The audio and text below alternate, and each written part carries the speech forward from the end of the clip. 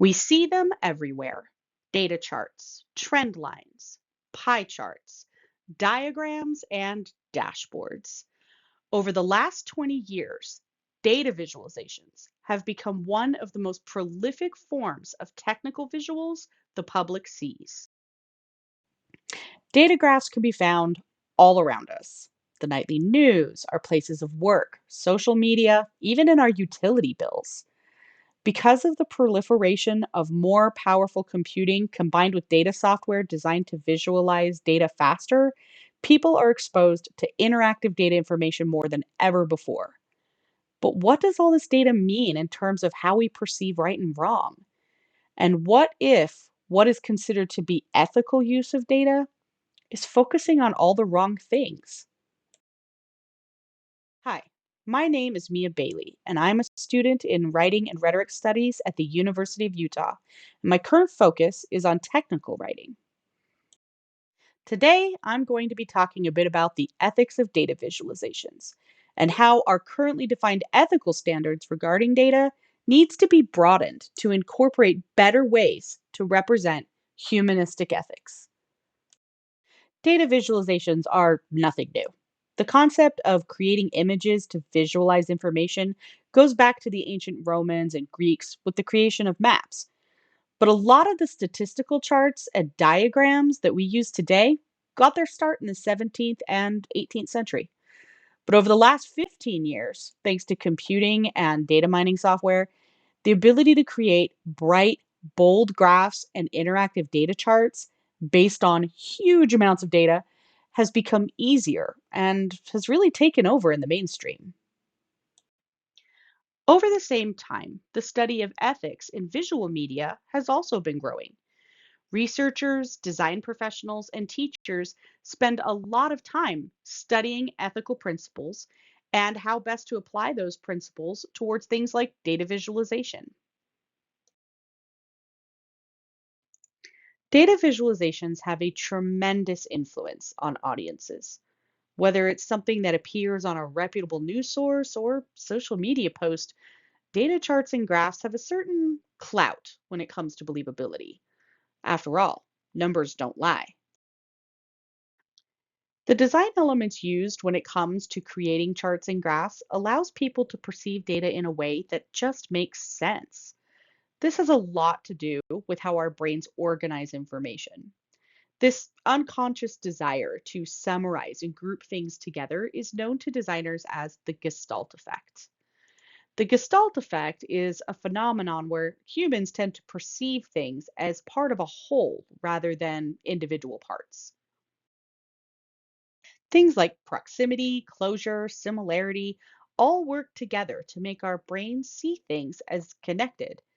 Data visualization appeals to the part of our brain that just likes to see patterns. But data visualizations also have a lightning fast impact on audiences. People who are skimming a text can quickly interpret visual data much faster than textual information.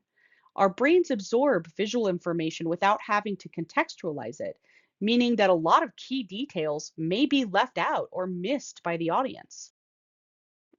And also, people tend to remember visuals longer, especially when a visual helps to reinforce a personal belief or bias.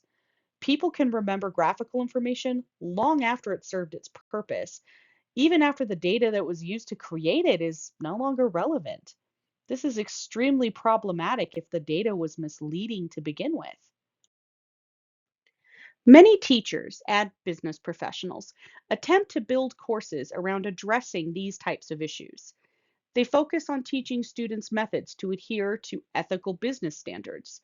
But not all data professionals get courses in ethical visual design. Furthermore, most courses in visual ethics only focus on areas of honesty and accuracy. The field of ethical research continues to miss a huge gap regarding data visualizations, and that is, how does visualizing data disenfranchise people? In other words, is it ethical to turn people into numbers? At the turn of the 19th century, Charles Menard created one of the most famous data maps in history. Napoleon's March Map. This line chart is a visual representation of Napoleon's troops marching from France to Russia. The line begins at the left with a wide stroke representing the might of Napoleon's army. And the line slowly thins out or decreases in width as they travel towards Russia. And then you get to see Napoleon's crushing defeat upon returning to France with only 10,000 troops. This is still referenced today as one of the most successful data visuals ever created. But there's an underlying problem with data abstraction. And that is, it's essentially turning human lives into a number, and it fails to address the underlying nuances, conditions, or suffering of the people it's depicting. By dissociating the human element from totals, we create a distance between data and the audience. An audience doesn't have to be emotionally invested in the experience of others, making it easier to dehumanize a subject intentionally or unintentionally. While this may not be an issue with charts that display how many products are sold or how much utility usage a customer had, it could have a much larger impact when talking about topics that deal directly with human lives. This is an example of a bar chart that displays the total number of people killed in mass shootings in the United States by year. This chart is simple to understand, but it leaves out much of the information needed to really identify the nuances regarding the problem of mass shootings. In fact, it provides no additional context regarding age range, ethnicity, or even how the data behind the chart was collected. This chart can't demonstrate the pain that families experience after losing a loved one, or the effect that these kind of events have on a community as a whole. Most of the people in that community who then have to live for years with trauma.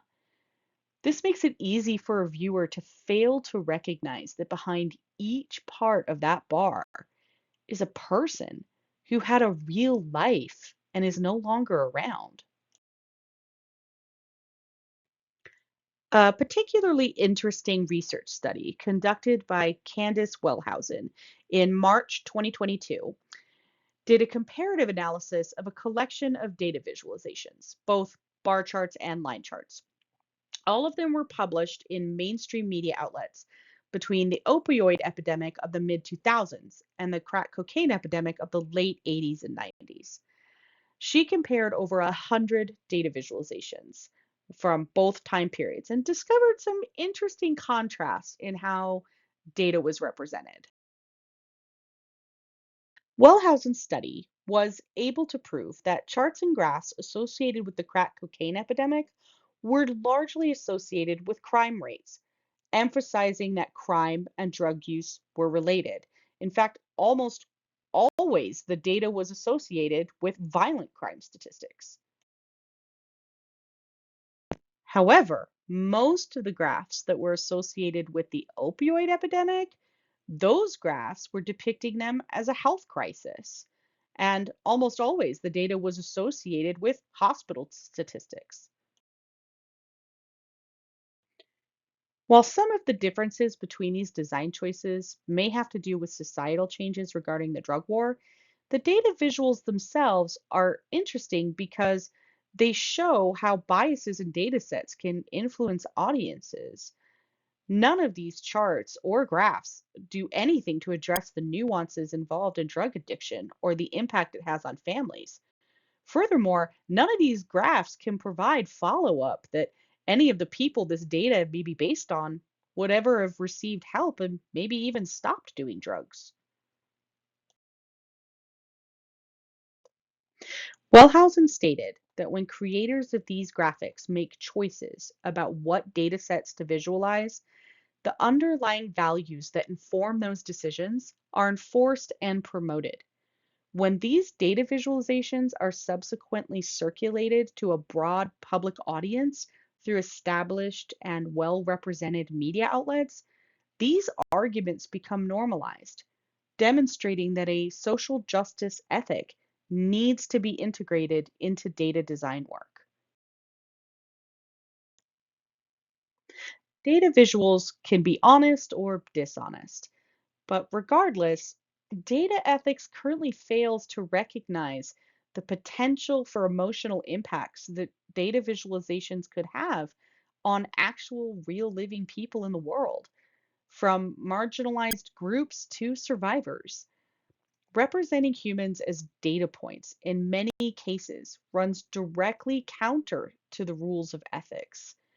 Charts that depict religious assaults could be offensive to people of faith, or when it comes to aggregating private information like medical data, those visualizations will be disenfranchising people who didn't give their consent to have their information used that way. Abstracting people into a number automatically misrepresents the fact that humans live complex lives. It normalizes objectification and a shallow understanding of important issues. Data visualizations are a social justice concern because data can be used to empower or further marginalize people.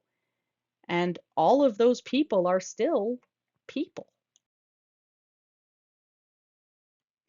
It's not good enough to loosely apply frameworks of ethical standards on data visualizations merely to avoid dishonesty or misleading information. Data visuals are the most used and most widely distributed form of technical communication of our age. And we need to start looking for guidelines that ensure that data visuals are created with a sensitivity towards their subject matter. Scholars, teachers, and professionals have to find new ways to effectively contextualize and represent information that deals with human experiences, especially when it comes to tragedies. Being particularly aware of the impact that graphical design can have on dissociating audiences from events and the people who live them will be one of the most important things we need to address going into the next 100 years of this profession.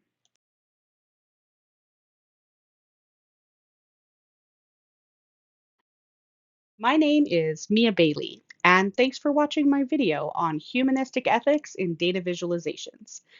If you'd like to learn more about this topic, feel free to visit the Marriott Library at the University of Utah, or you can check out the Works Cited pages for all kinds of really interesting research studies and papers on this information. And remember, anything is possible for people who are willing to learn.